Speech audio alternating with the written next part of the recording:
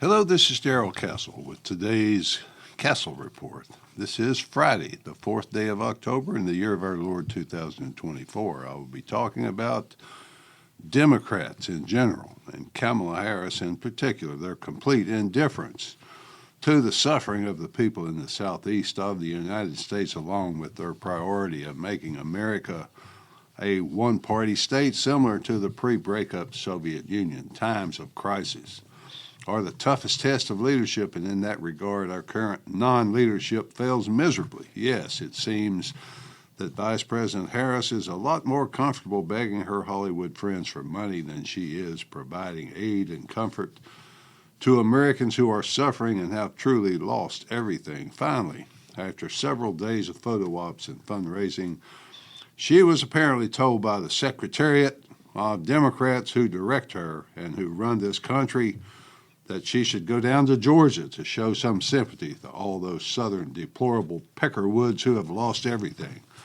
I thought about calling this Castle Report "The Devil Went Down to Georgia," but I was afraid I might run afoul of whoever owns the rights to that song. It would also be an insult to the song, especially to Charlie Daniels. This disaster has been a different kind of disaster for Biden-Harris and her efforts to become president. Who would vote for this completely unfit, unfeeling woman after seeing her response to this disaster? Democrats and illegals, I guess. Well, there are a lot of people in the southeast United States who will not be able to vote at all this year, except maybe the dead ones who can vote Democrat, of course. This is a tragedy of such immense proportions that sometimes a little humor is about the only way to deal with it. The federal government just doesn't seem to care. George W. Bush took all kinds of criticism for flying over Hurricane Katrina damage, but at least he went and he released FEMA aid. The Harris campaign has proven so incompetent and uncaring, unable or unwilling to do anything to help people who are helpless that I don't understand how anyone outside of Hollywood and the New York Times could even consider voting for her. What happened to all that FEMA aid that was showered on Katrina victims? As reported by the Federalist, it has been diverted to services for illegal immigrants. You heard that right, folks. More than $1 billion of FEMA money provided by Congress for disaster relief has been diverted to the service of illegal invaders, who I'm sure will all vote Democrat. The allocation is called the Shelter and Services Program to provide humanitarian services to non-citizen migrants from short-term holding facilities. That was a quote from the FEMA website. The Director of Homeland Security, Alejandro Mayorkas, said, quote, "FEMA does not have the funds to make it through the hurricane season." So Kamala Harris surveyed the damage, did her mandatory photo op, and then offered $750 to some of the victims. No military assistance, no Army, no Marine Corps, no Air Force rescue helicopters, no aircraft carriers full of disaster relief. This is not the Ukraine, after all, or the Far East. It's the southeast United States. Perhaps all those deplorables perishing in the floods could find the Ukrainian flag and fly it. Then the United States military would move mountains to help them. Yes, almost $200 billion for Ukraine. But as for the southeast, sorry, folks, we're all tapped out. I hope even Democrats can see how completely evil that is, but no, that is not something one should even hope for. The response of Donald Trump and Elon Musk at their own personal expense to the floods has been extraordinary, as has many civilian volunteers. But this is not about the virtuous, but the evil. Speaking of Ukraine, did you see where that pompous little guy in his sweatshirt came to America to campaign for Harris? Yes, he strutted around Ohio with Biden and Harris and visited an ammunition plant where 155-millimeter howitzer shells are made, several million of which have been shipped to Ukraine to spread death and destruction to the populations of Ukraine and Russia. He and the Democrat governor of Ohio had a photo op signing the shells. I want to quote Senator Ted Cruz about Zelensky's visit. Quote, "Who the hell is Zelensky to be trying to interfere in our election? The arrogance of this guy." And the guy, I've got to say, is an absolute moron for coming to the U.S. 6 weeks before the election and attacking Trump in advance. That is just dumb on his part, because if Trump wins, he's got a huge problem that just got bigger, end quote. Well, okay, folks. I credit Donald Trump with the best line about Zelensky when he said that Zelensky is the best salesman in the world because every time he comes to America, he leaves with $65 billion. Personally speaking, I'm glad he came because it illustrates to any of the American people who can manage to see and hear through the propaganda that the Democrat Party, once thought of as the peace party, is now clearly the war party. Yes, the party of John Kennedy and Robert Kennedy has now morphed into the servant party of the military-industrial complex. I want to take a moment to remind all Democrats who might somehow be listening to me of JFK's peace speech at American University in 1963. Many people think it was the greatest call for peace ever, and it could have ushered in a new era of peace in this world, but sinister forces intervened to end the chance for peace and to end JFK's life. Quote, I'm talking about genuine peace, the kind of peace that makes life on earth worth living, the kind that enables men and nations to grow and to hope and to build a better life for their children, not merely peace for Americans, but peace for all men and women, not merely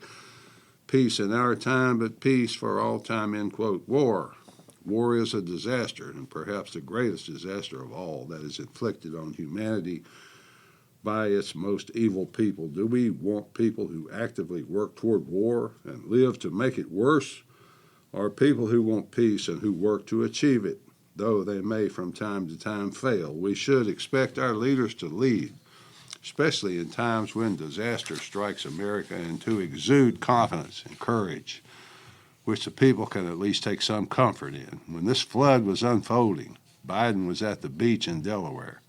When asked by reporters why he wasn't in Washington commanding, he said, I was commanding by phone, by telephone. Then he went on to elaborate that he had spent 2 whole hours on the phone. I guess for this president, that is supposed to be quite impressive. I mean, he actually interrupted his beach time to get on the phone for 2 hours. Do you want these evil people to remain in power essentially forever? Because if America devolves into a one-party state, that's what we will have. The Democrats are working feverishly to make sure that happens. We have one last chance at resistance. I know what you're thinking, that people always say this is the most important election ever, and if we don't win, we won't get another chance. I've been saying that at least since the early 90s, but because of events happening now, it might actually be true. Whatever you might think of Elon Musk, this is what he is thinking today.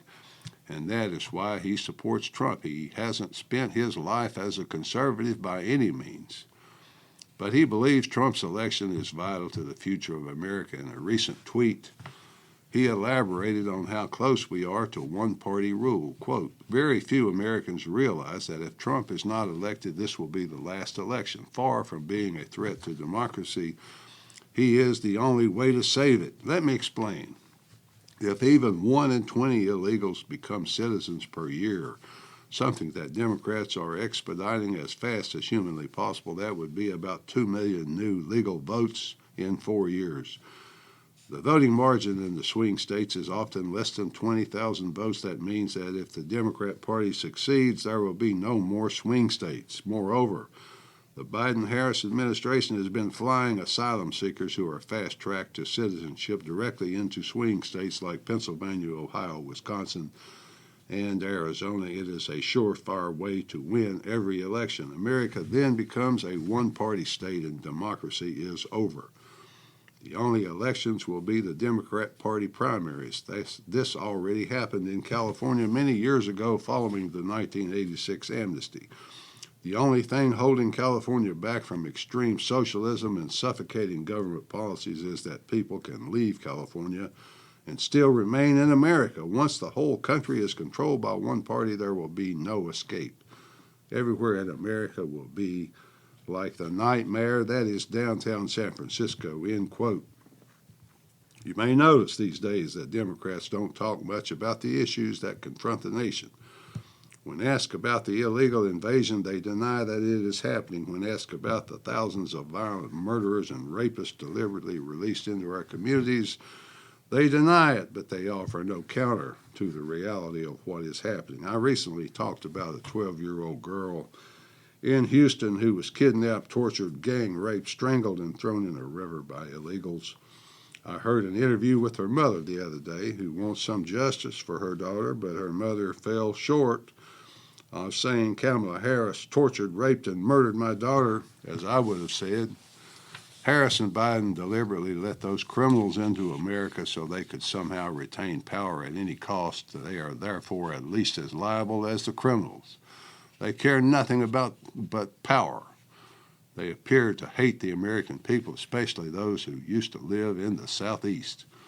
Finally, folks, words come hard today because I'm choking on my own rage and heartbreak for my beloved Southeast. I think I understand Satan, who he is, that is, where he comes from. I'm still able to read the Bible after all. I understand he has agents here on earth. I try to spot them when I can, but I simply cannot understand why people vote for them to hold power. At least that's the way I see it. Until next time, folks, this is Darrell Castle. Thanks for listening.